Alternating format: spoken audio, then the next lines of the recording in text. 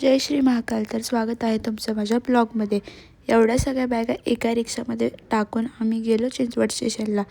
रेल्वेने पहिल्यांदाच प्रवास करत होतो, त्यामुळे वेळेच्या आधीच जाऊन थांबलो होतो. बराच वेळ थांबल्यानंतर फायनली आमची रेल्वे आले आणि आम्ही प्रवासाला सुरुवात केली. एवढा मोठा प्रवास सगळे फर्स्ट टाईमच एकत्र करणार होतो, त्यामुळे डिनरसाठी भरपूर काही घेतलं होतं. सगळ्यांनी छान डिनर केला आणि झोपी गेलो. रेल्वेने फर्स्ट टाईमच प्रवास करत असल्यामुळे झोप काय लागली नाही. नेक्स्ट डे सकाळी 8:30 वाजता आम्ही इंदोर स्टेशनला पोचलो.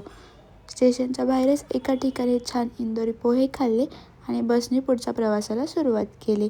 छान गाणी म्हणत 2:30 वाजता आम्ही ओंकारेश्वरला पोचलो. मंदिराच्या जवळच आम्ही त्रिशा होमस्टे बुक केला होता.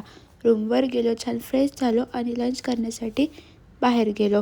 लंच केला आणि ऑटो पकडून ओमलेश्वर मंदिरात दर्शनासाठी गेलो. मंदिरात गेल्यावर थोडीशी गर्दी होती, पण दर्शन खूप छान झालं. दर्शन झाल्यानंतर आम्ही नर्मदा आरती बघण्यासाठी घाटावर गेलो, पण पावसामुळे आरती काही झाली नाही.